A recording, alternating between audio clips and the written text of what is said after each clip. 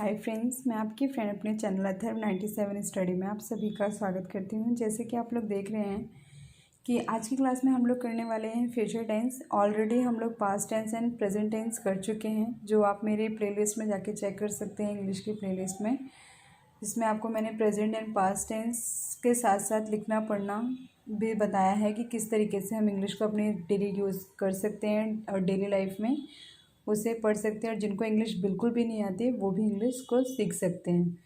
तो चलिए ज़्यादा टाइम ना वेस्ट करते हुए स्टार्ट करते हैं।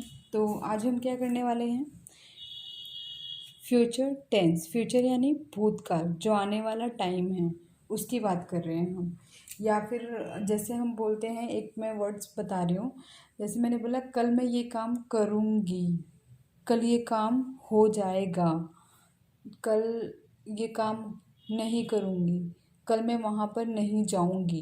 मतलब आप देख रहे हैं, मैं मेरे हर एक वाक्य में क्या आ रहा है यहाँ पे कि हर एक वाक्य में लास्ट में गा आ रहा है, गा गे गी।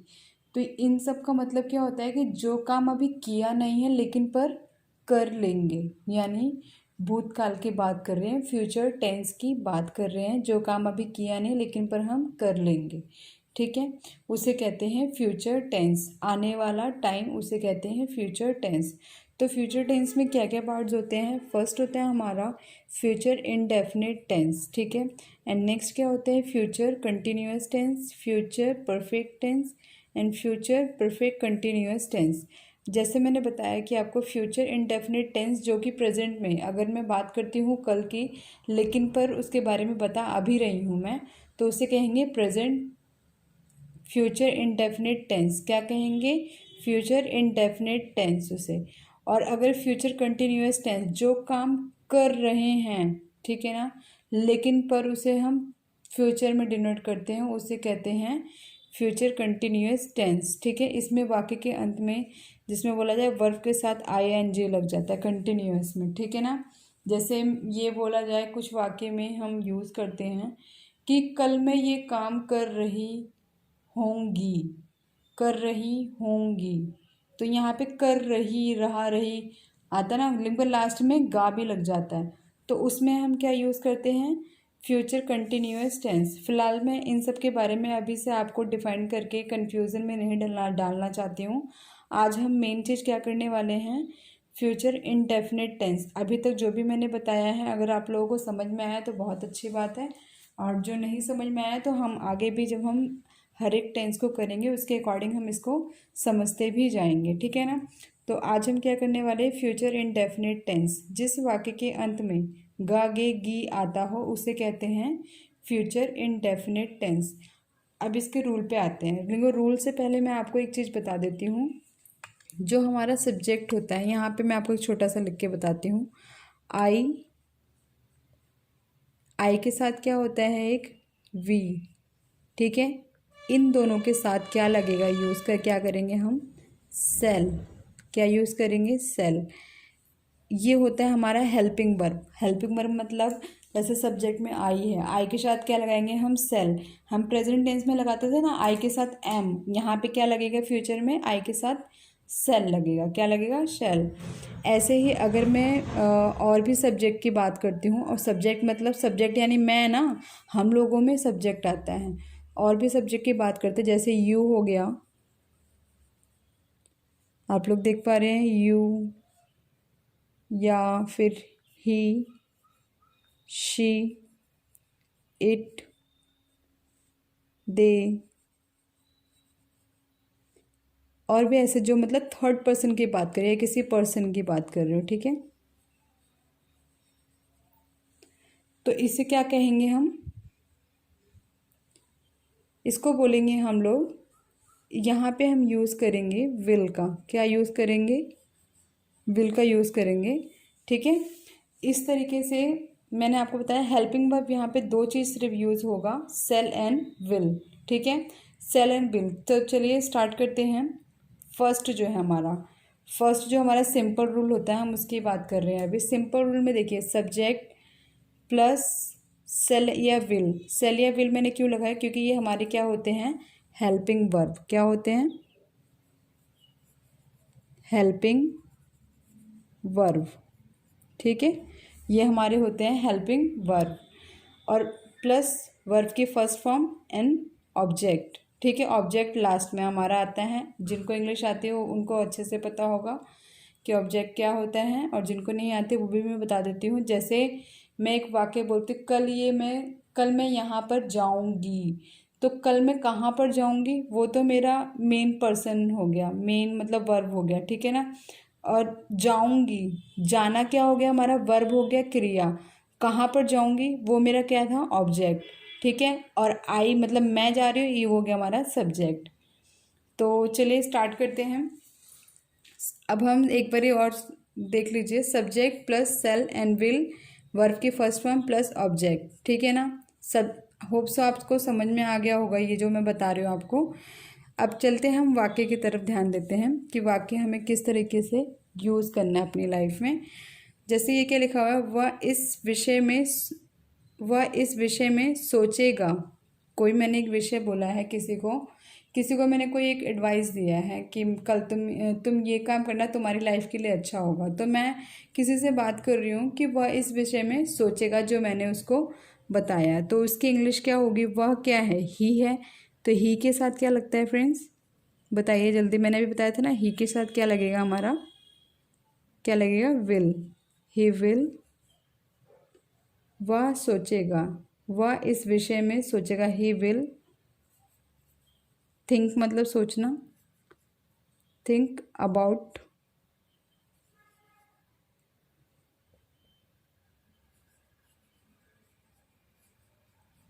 इट, ठीक है। He will think about it, विषय में मतलब क्या है हमें नहीं पता, इसलिए हमने क्या यूज़ कर लिया है, नेक्स्ट। हम कार चलाएंगे, क्या लिखा है, हम कार चलाएंगे। अब हम में क्या हो गया, वी। मैंने आपको बताया था वी के साथ क्या यूज़ होगा हमारा, सेल। वी और आई के साथ क्या यूज़ होता है हमारा, सेल। क्या यूज़ होगा, सेल। वी शैल, क्या लिखा हुआ है, हम कार चलाएंगे। वी शैल ड्राइव, ड्राइव मतलब चलाना, ड्राइव आ कार। कार क्या हो गया मेरा, ऑब्जेक्ट, ठीक है।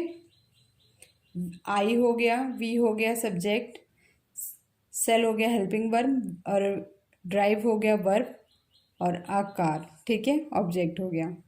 नेक्स्ट, मैं अपनी घड़ी को चाबी दूंगा, मैं अपनी घड़ी को चाबी दूंगा। आई के साथ क्या लगेगा, बताया था ना मैंने, आई के साथ आई शैल wind my watch,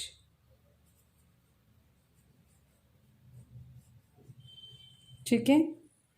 I sell win my watch. Next करते हैं,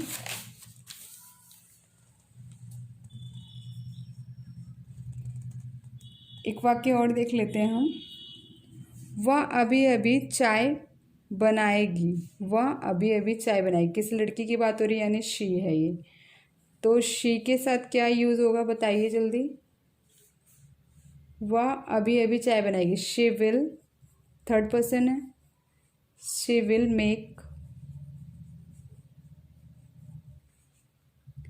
मेक टी जस्ट अभी, अभी के लिए हम बोलते हैं ना नाउ, जस्ट नाउ, ठीक है। सिंपल रूल होप से समझ में आ गया होगा। अब चलते हैं हम थोड़ा नेगेटिव की तरफ। नेगेटिव में मतलब मैंने आपको बताया, नेगेटिव का मतलब क्या होता है, नहीं। क्या होता है, नहीं। कोई वाक्य हमसे नहीं में बोला गया हो तो उसे हम कहते हैं नेगेटिव वाक्य या नेगेटिव सेंटेंस, ठीक है। तो नेगेटिव सेंटेंस का रूल क्या होता है, एकदम सिंपल है। सब्जेक्ट प्लस सेल या विल, वो तो पता ही हमें यूज़ होता है, साथ में नोट लग जाएगा, और सॉरी यहाँ पे वर्ब भी आएगा, नॉट के बाद वर्ब की फर्स्ट फॉर्म प्लस ऑब्जेक्ट, ठीक है। ये है मेरा रूल में। इसके बाद सब्जेक्ट समझ में आ गया होगा आप लोगों को। सब्जेक्ट जो आई वी दे से ये सब होते सब्जेक्ट है, ये हेल्पिंग वर्ब है, नॉट यानी नहीं, वर्ब की फर्स्ट फॉर्म ही लगना है, इसमें भी सिंपल है, और साथ में ऑब्जेक्ट। ठीक है,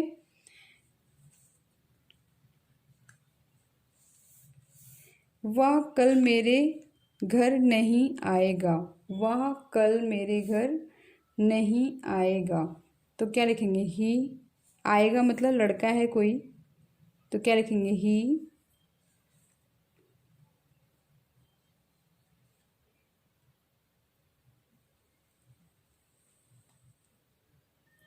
सॉरी फ्रेंड्स, थोड़ी प्रॉब्लम हो गई थी।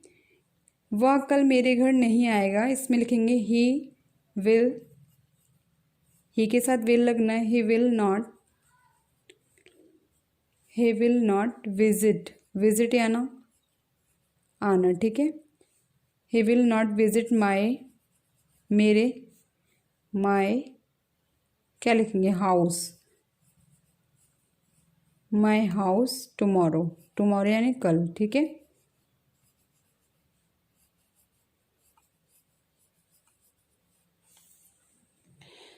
ऐसे ही नेक्स्ट देखिए, राजेश्वरी शोर नहीं मचाएगी। राजेश्वरी शोर नहीं मचाएगी, इसको क्या कहेंगे हम?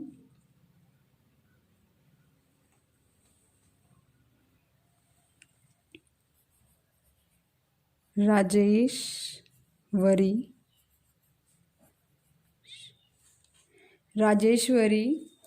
Will not make a noise, ठीक है। शोर मचाना, make a noise. Rajeshwari will not make a noise.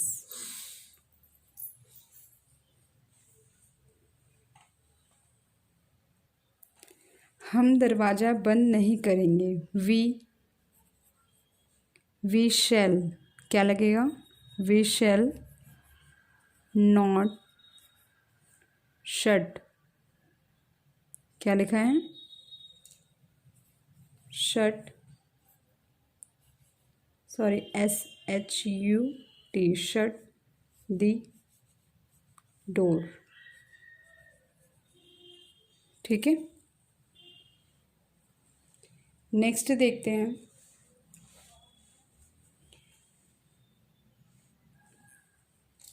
Interrogative. Interrogative यानी प्रश्नवाचक,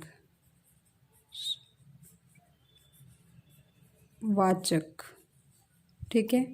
कि कोई प्रश्नवाचक वाक्य है, जैसे हम क्या में पूछते हैं, क्या तुम कल ये काम कर लोगे? क्या तुम वहाँ पर कल जाओगे? तो इससे बोलते हैं प्रश्नवाचक। किसी से हम क्वेश्चन करके पूछ रहे हैं फ्यूचर में, ठीक है। तो उसमें क्या लगता है, हमारा जो हेल्पिंग वर्ब होता है सेल और विल, ये हमारा आगे आ जाएगा, बाकी सब पीछे। ऑब्जेक्ट प्लस वर्ब की फर्स्ट फॉर्म प्लस ऑब्जेक्ट, ठीक है। सब्जेक्ट प्लस वर्ब की फर्स्ट फॉर्म प्लस ऑब्जेक्ट। तो चलिए हम थोड़ा वाक्य भी देख लेते हैं। क्या आप मेरा नाम भूल जाएंगे? क्या आप मेरा नाम भूल जाएंगे? तो इसे हम कैसे करेंगे? आप यानी तुम, यही बात हो रहा है, तो यू के साथ मैंने बताया था क्या लगेगा? विल। आगे क्या लिखेंगे बताइए जरिए? विल यू फॉरगेट, भूलने का क्या होगा? फॉरगेट माई नेम, ठीक है।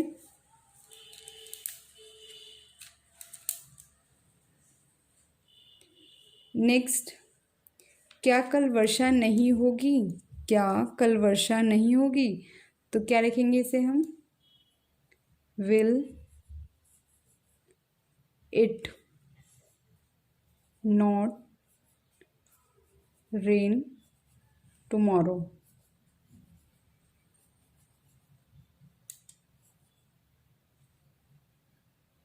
सॉरी यहाँ पे ओ है फ्रेंड्स, टुमारो, ठीक है। कभी कभी स्पेलिंग की मिस्टेक हो जाती है, तो प्लीज़ इसके लिए मुझे माफ़ कीजिएगा। नेक्स्ट, क्या वह 1,000 रुपये खर्च कर देगी? क्या वह 1,000 रुपये खर्च कर देगी? अब देखिए लड़की की बात हो रही है, तो यहाँ पे शी के साथ क्या लगेगा? विल शी, क्वेश्चन कोई कर रहा है हमसे, क्या वह 1,000 रुपये खर्च कर देगी? तो क्या लिखेंगे? Will she spend 1,000 rupees. Okay friends, तो होप सो आप सभी को मेरा ये जो है फ्यूचर टेंस के बारे में समझ में आ गया होगा। बट फिर भी अगर किसी मेरे फ्रेंड्स को समझ में नहीं आया हो तो प्लीज़ आप लोग मुझे कमेंट करके बताइएगा। और जो भी मेरी वीडियोस हैं आगे, और भी जो टेंस की वीडियोस हैं, पास्ट और फ्यूचर टेंस की, सॉरी पास्ट और प्रेजेंट टेंस की, तो वो मेरे प्लेलिस्ट में आप लोग जाके चेक कर सकते हैं। मैं एक बारी पहले आप लोगों को बता चुकी हूँ और आगे भी बता रही हूँ। आज के लिए इतना ही friends. Thank you so much for watching my video. अगर मेरा वीडियो आप लोगों को अच्छा लगे तो प्लीज़ आप लोग लाइक शेयर कमेंट करना ना भूलें। Okay friends, bye.